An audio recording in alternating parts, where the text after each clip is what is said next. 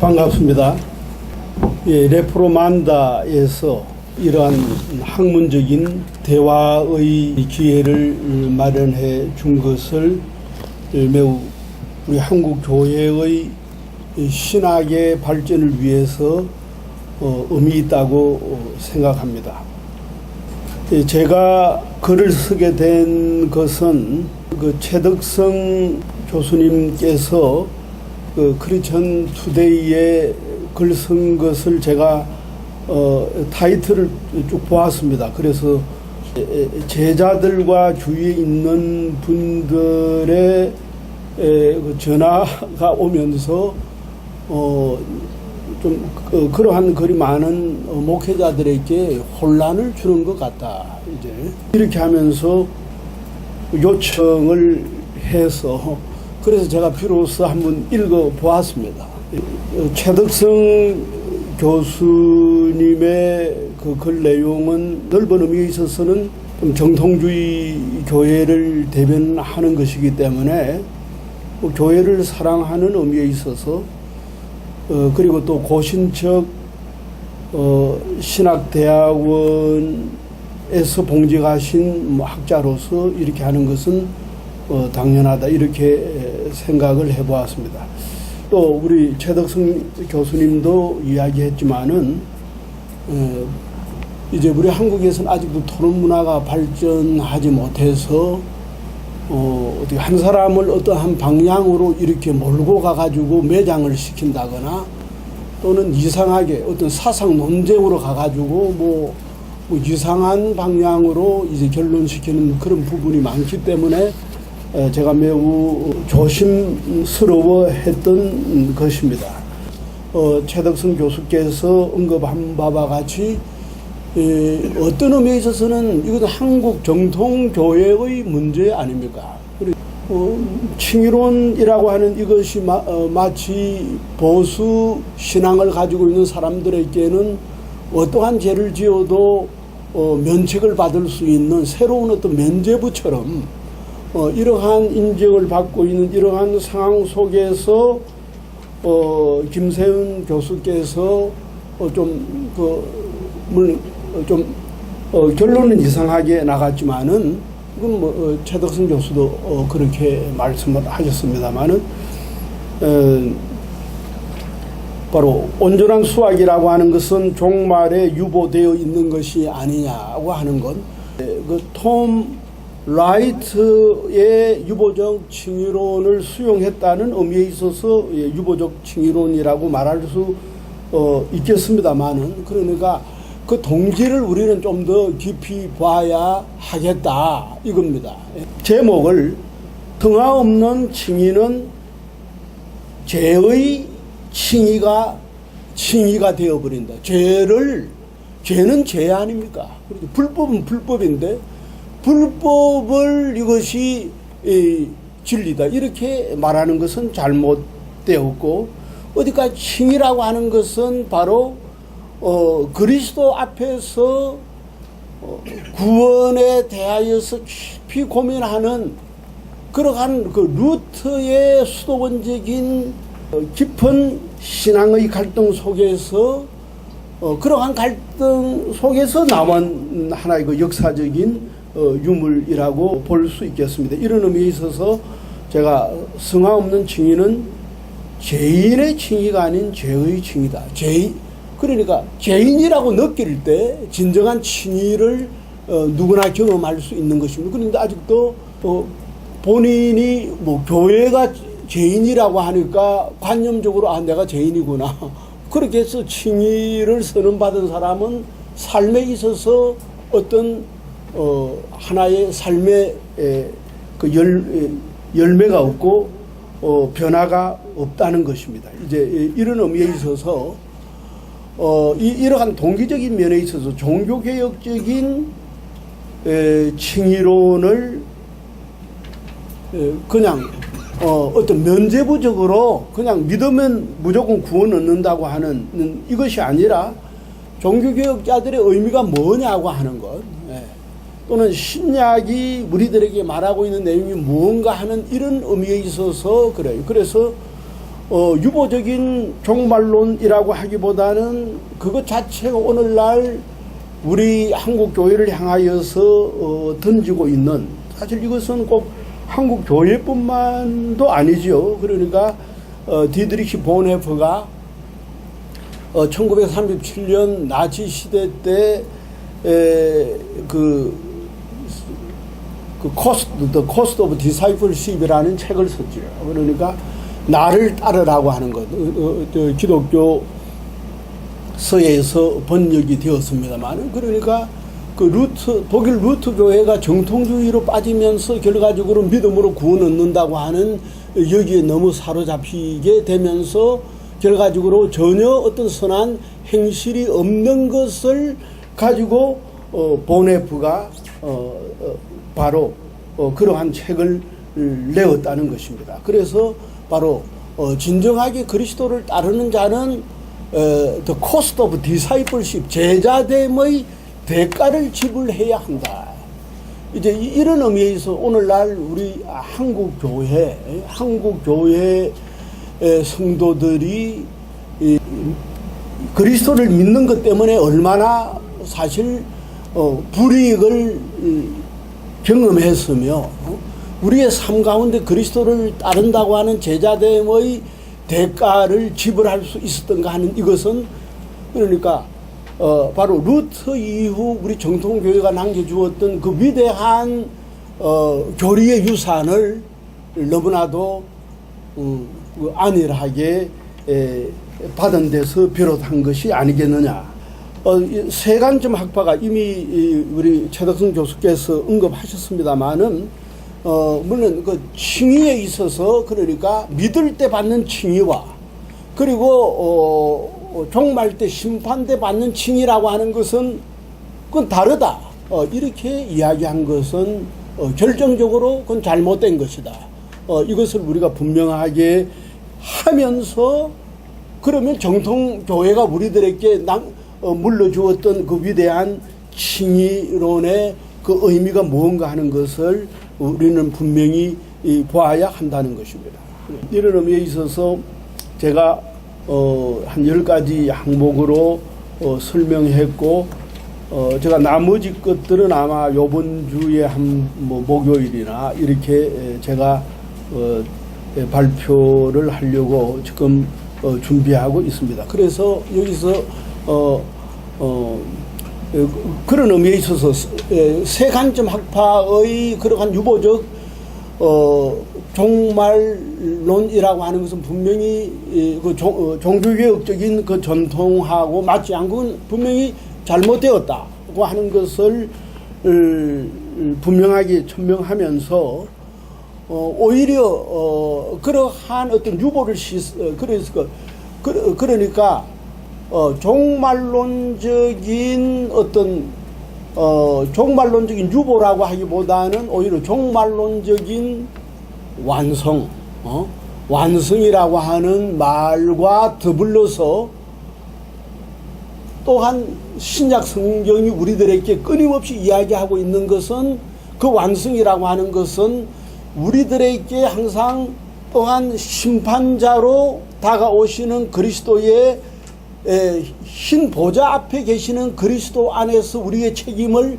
신약 성경은 동시에 이야기하고 있다는 것입니다. 그건 그것이 바로 이제 이 두 가지 관점에서, 그래서 제가 여기서 부제목을 붙이기를 역동적인 이해라고 이야기했던 것입니다. 그래서 여기 먼저 여러분들 21쪽 첫 번째에 보는 것은 종교개혁적 칭의론, 이렇게 하면 그러니까 믿으면 구원 얻는 거구나. 이것 하나만 가지고는 종교개혁적인 개혁 칭의론이라고 하는 것이 우리들에게 잘못 오해될 수 있다는 것입니다.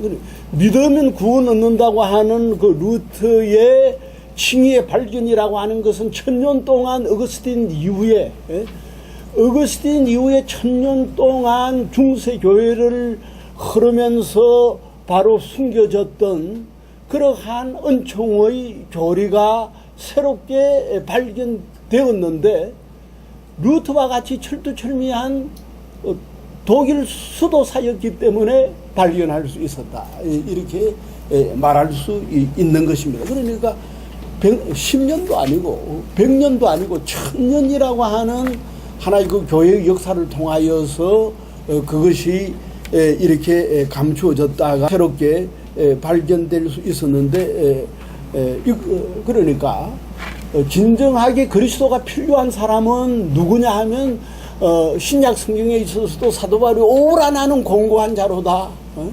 누가 나를 이 사망의 법에서 건져내려고 하는 그러한 율법 앞에서의 그 심각한 정죄의 체험 속에서만 루터의 이 칭의론이라고 하는 것이 진정한 의미를 가지게 되는 것입니다. 그렇죠? 예. 이제 이러한 어떤 깊은 고민 속에서 시편에 나타나고 있는 하나님의 의, 불의한 의를, 불의한 자를 심판하시는, 진노하시는 하나님의 의 앞에 그러한 지옥 문에 이르는 심판의 경험을 한 이후에 로마서를 읽으면서 처음에는 복음에도 하나님의 의가 나타난다니까 이거 정말 죽었구나. 이렇게 하다가 그 다음 절, 그래요. 그 다음 절. 그게 이제 성령의 역사죠.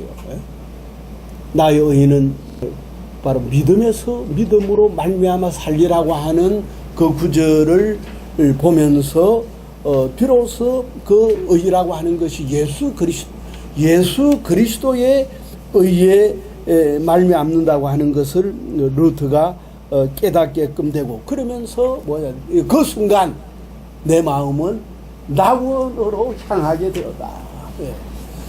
비로소 나의 공로가 아니라 예수 그리스도의 공로라고 하는 솔라 그라치아를 발견하게끔 되었는데, 여기에는 무엇이 있느냐? 바로 소위 그 에스카톨로지컬 호라이즌스라고 하는 종말론적인 지평이 있다는 것입니다. 그 종말론적인 지평이라고 하는 것은 끊임없이 이 시간에도 우리들에게 말씀으로 다가오면서 우리를 감찰하시는 그러한 코람 대우의 하나님. 그러니까 종말론적으로 다가오는 그 하나님 앞에서 내가 어떻게 그 하나님 앞에 설 수 있겠느냐고 하는 그런 어떤 진정한 어떤 신앙의 체험 속에서 비로소 필요한 것이 뭐냐? 나의 공로가 아니고 예수 그리스도의 십자가의 공로고 예수 그리스도의 의로 옷을 입어야 한다고 하는 것을 경험하게 되는 이것이 바로 소위 그 유명한 타워 익스페리언스, 바로 종교개혁적인 탑의 경험이었다.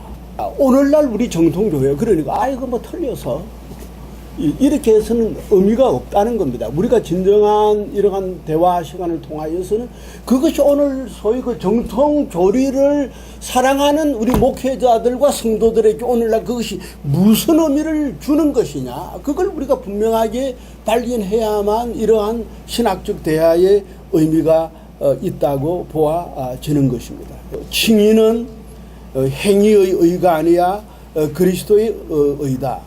그러니까 여기서 이제 우리가 신학적으로 분명히 한 것은, 자, 그러면 처음, 그러니까 여기서 유보적 칭의론이 잘못하는 것은, 그러면 칭의, 처음 이제 그러면 어렵다함을 받았는데 그것이 끝날 때까지 이렇게 두고 보면서 너 행위가 어떻게 되는 것을 보고 한다. 그것은 진정한 하나의 그 루터가 발견했던 또는 바울이 발견했던 그러한 칭의론이 아니에요. 우리가 예수 그리스도로 옷 입는 거거든요. 우리의 의는, 우리의 그 칭의라고 하는 것은 예수의 의를 옷 입는 것이기 때문에 내가 좀 잘못되었다 하더라도 예수 그리스도로 옷 입는 그 옷 자체는, 예수 그리스도의 공로 그 자체는 처음이나 끝이나 똑같은 것이다.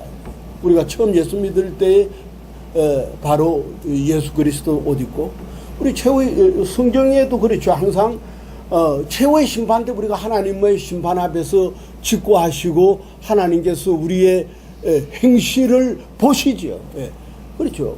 분명히 그대로 봐요. 그러나 우리의 행실이 누추하지만은, 그러나 그 순간 우리는 예수 그리스도의 의로 옷 입고 있기 때문에 그 칭의의 의 자체는 나의 의가 아니라 예수 그리스도의 의이기 때문에 처음 의와 나중의 의가 그게 다를 수 없다는 것입니다. 소위 그 임퓨테이션 닥트린이라는 거. 그렇죠. 예수 그리스도의 의가 우리들에게 증가된다는 것이죠. 그뿐 아니라 우리 정통 칭의교리라고 하는 것은 뭐 처음 믿을 때만으로 끝나는 것이 아니죠. 예, 예. 그 만약에 유보적 칭의론자들이 그런 식으로 칭의를 이해한다는 것은 그건 오해를 하는 것입니다. 바로 칭의라고 하는 것은 예수 그리스도를 믿고 우리가 의롭다함을 얻고 그 다음에 어떻게 되느냐. 그것이 새 사람의 생활 속에서 그 칭의가 지속되는 것 아닙니까? 그게 열매 아닙니까? 열매. 그렇죠. 칭의라고 하는 것은 그냥 믿음으로 끝나는 것이 아니라 우리의 변화된 삶 가운데서 그것이 지속되는 것입니다. 예. 그렇기 때문에 종교개혁자 루터도 항상 그렇죠. 선한 열매를 맺는 그러한 믿음이라고 이야기하고 있는 것입니다. 그렇죠. 예. 그러면 혹시나 이제 이야기는 그러니까 성경에는 그러니까 소위 그러한 유보적 칭의론자들이 이야기하는 탈락 가능성 이것이 그 히브리서라든가 이런데 이제 부분적으로 언급되어 있지 않아요. 예. 그렇기 때문에 그것을 어떤 교리적인 차원에서 받아들이는 것보다는 우린 그런 의미에 있어서 하나님께서 끊임없이 우리들에게 그러한 종말론적인 지평을 가지고 바로 하나님과의 어떤 인격적인 관계를 우리들에게 요구하시는 것으로 보아야 한다는 그런 의미에 있어서 바로 구원이라고 하는 것은 칭의라고 하는 것은 구원의 전 단계, 칭의와 승하와 영화 이렇게만 해주면 그 앞에도 그렇죠. 그 앞에 어쩌다가 우리가 예수를 믿은 것이 아니라 우리가 개혁주의적인 구원론에 보면 하나님께서 우리를 예정하시고 부르시고 그렇죠. 그 다음에 우리가 회개하고 중생하고 믿고 난 후에 오는 것이 칭의거든요. 이러한 하나님의 그 원대하신 그런 어떤 구원의 작동 속에서 이루어지는 칭의이기 때문에 구원이라고 하는 것이 믿을 때 한 번 있고 그 다음에 쭉 가다 끝날 때 새로운 칭의를 다시 받는다고 하는 것은 전혀 하나님의 구원의 섭리에 바로 구원의 서정에 맞지 아니하는 것입니다. 이미 최덕선 교수께서 언급하신 바와 같이 그런 의미에서 그 칭의라고 하는 것은 처음 받고 다음 나중에 다시 받는 것이 아니라 칭의라고 하는 것은 처음 받는 것이나 나중에 받는 것이나 동일한 칭의이기 때문에 그게 반복적인 것이 아닌 겁니다. 그게 뭐냐? 청교도들부터 시작해가지고 웨스트민스터 신앙 고백서와 더불어서 바로 소위 그 3대 개혁주의 신앙 고백서에서 한결같이 강조하는 그러한 우리 선조들의 신앙의 체험에서부터 나오는 것이기 때문에 우리는 분명히 그러니까 칭의는 이례적이죠. 왜냐? 예수 그리스도로 옷 입기 때문에. 그러나 성화는 반복적이죠. 그러니까 칭의는 질적이고 성화는 양적이거든. 그렇기 때문에 이야기하는 시물 유스트 세페카토 하면서 우리는 죄인이면서 의인이라고 이야기하지 않아요. 그건 이제 승화의 측면에서 우리는 여전히 죄인이거든. 그렇지 않아요. 그러나 우리가 질적인 차원에 있어서는 예수 그리스도로 옷 입었기 때문에 우리는 전적으로 하나님 앞에 전적으로 우리는 단회적으로 단 한 번만에 구원을 얻은 하나님의 백성이라고 하는 이 구조가 분명히 종교개혁의 전통이고 그렇기 때문에 그러면 뭐예요? 종말에 가서 심판하는 것은 뭐냐 하면은 그러니까 종말 때 칭의가 다시 주어지는 것이 아니라 처음 받은 그 칭의를 하나님께서 완성시키는 거죠. 완성시키는 거죠. 그 칭의의 재확인이라든가 완성으로 봐야 하는 것이지 그것을 유보로 보는 것은 아니다. 그러니까 그 선치적으로 처음에 주어지지요. 선치적으로 주어지고 그것이 종말에 가서 재확인되는 것이 바로 바울이나 또는 역사적인 종교개혁 전통, 우리 정통교회가 우리들에게 넘겨준 위대한 유산이라고 볼 수 있는 것입니다. 이제 그러면서 칭의와 그리고 성화가 이제 병영적으로 간다고 이렇게 해석하기보다는 분명히 칭의가 먼저지요. 칭의가 먼저고 그 다음에 성화가 따라오는 것입니다. 이것이 바른 것이다. 이제 이런 의미에 있어서 칭의라고 하는 것은 종말론적인 유보라고 하기보다는 종말론적인 완성을 요구한다는 것입니다. 그렇지 않아요. 그러니까 또한 성경에도 너 스스로 시험해 봐라. 너가 성령이 너 속에 계시는지 안 계시는지 너 스스로 알아봐라. 그렇죠. 그러면 뭐예요? 내가 천당 갈 것이니 그거 가봐야 알겠다. 내가 볼 때 그 사람 좀 구원을 받지 못한 사람이 그렇지 않느냐. 그렇죠. 분명히 우리가 내세에 구원받는다는 것은 그 천국에 대한 성취적인 약정이 내 속에 있는 것입니다. 성령이 우리 속에 너 스스로 시험해봐라. 너 스스로 확정해서 너 뭐야? 바울이 말하기를 버려온 자라고 했지 않았어요. 그렇죠. 그런 의미에 있어서 분명히 우리가 그러한 신약적인 자원을 진지하게 받아들여야 하고 우리는 받았던 구원을 종말론적으로 완성하는 것입니다. 그렇기 때문에 지금 히브리서 6장 4절에서 6절하고 베드로전서 4장 17, 18절 이런 것을 본다면 이제 우리가 그러한 하나의 그러한 정통주의적인 그러한 칭의론에도 불구하고 신약 성경은 끊임없이 하나의 그 종말론적인 심판의 지평을 우리들에게 이야기하고 있지 않아요. 그렇죠? 한 번 빛을 받고 하늘의 은사를 맛보고도 성령에 참여한 바가 되고 하나님의 선한 말씀과 내세의 능력을 맛보고도 여기 타락한 자에 관하여서 언급하고 있기 때문에 우리는 이 말씀에 대하여서 우리가 진지하게 구원을 받은 우리도 진지하게 받아들여야 한다. 그 베드로전서 4장 17절에도 보면 하나님의 집에서 심판이 시작된다 이렇게 이야기합니다. 안 믿는 사람 심판하는 것이 하나님의 집에서 심판되고 있다고 본다 이것입니다. 이러한 유보적 칭의론의 그러한 공원적인 측면 이것을 제가 여기 세 가지로 이야기했지만은 특별히 그 두 번째 구원 그러니까 정통 신자들이 혹시 가질 수 있는 구원론적인 안일성을 경고하고 있다는 것 32쪽 그리고 그 다음에 그러면서 이미 언급드린 바와 같이 이러한 유보적 칭의론은 우리 정통주의자들이 나는 이미 모든 것 다 됐다고 생각할 수 있고 그냥 우리가 잊어버리는 종말론적인 지평을 우리들에게 노정시킨다고 하는 점에 있어서 우리는 이 점을 진지하게 받아들일 수 있다는 것입니다. 그러나 문제점이라고 하는 것은 바로 오해 소지가 많다는 것입니다.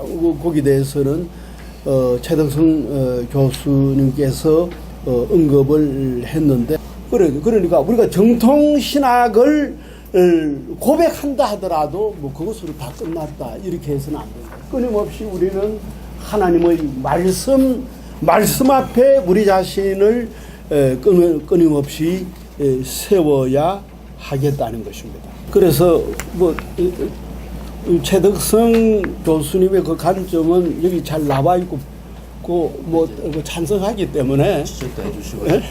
지적도 해주시고 그래. 아니 그건 나중에 또 우리가 대화할 때 하는 것이고 그래요. 그래서 사실 개인적으로는 특히 제가 그 2000년도에 한국 복음주의 신학회 해당할 때 그때 우리 이제 그 한국 복음주의 신학회에서 그 신학자 상을 제정했댔습니다.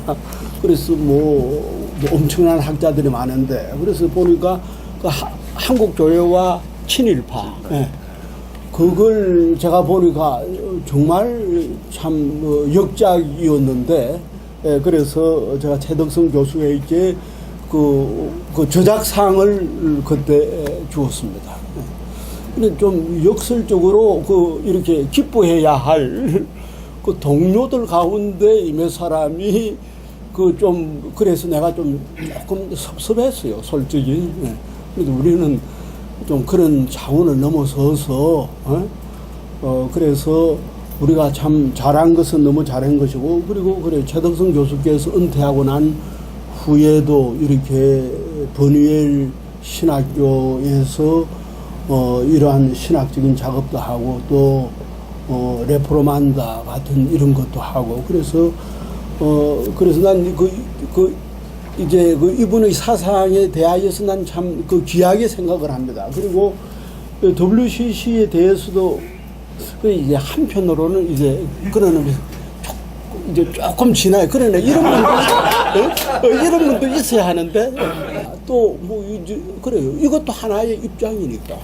이것도 입장이고 그러나 어떻든 최덕성 교수께서 좀 그러니까 좀 조금 보수 쪽에서도 좀 이렇게 조금 더 조금 센 스트롱 하드 컨서버티브의 방향인데 제가 여기 우리 한국 개혁신학 이거는 좀 소프트 컨서버티브 소프트 켈빈이즘 이 방향으로 나가고 있는데 그러나 그것도 하나님께 주신 다 칼락트기 때문에 그것이 누가 좋다 나쁘다 이런 것보다는 또 이런 분이 있기 때문에 한국 교회의 바른 소위 교리를 지켜나가는 것 아니겠습니까? 또 그러면서 이러한 레포르만다라고 하는 매부 그래.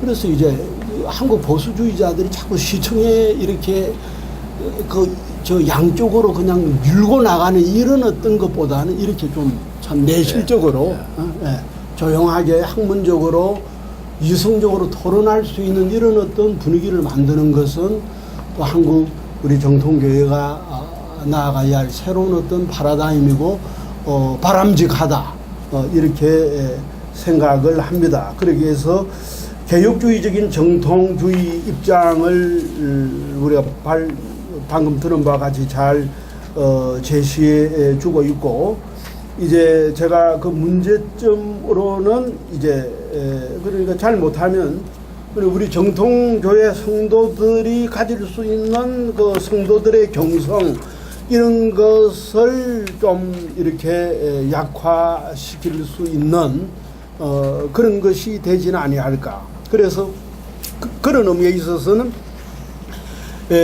우리 정통주의자들이 은혜교리에 너무 안주해서 제가 처음 말씀드렸던 이러한 종말론적인 심판의 긴박성을 놓쳐 버릴 수 있는 것이 아니겠느냐 하는 이러한 하나의 우려를 하는 것입니다.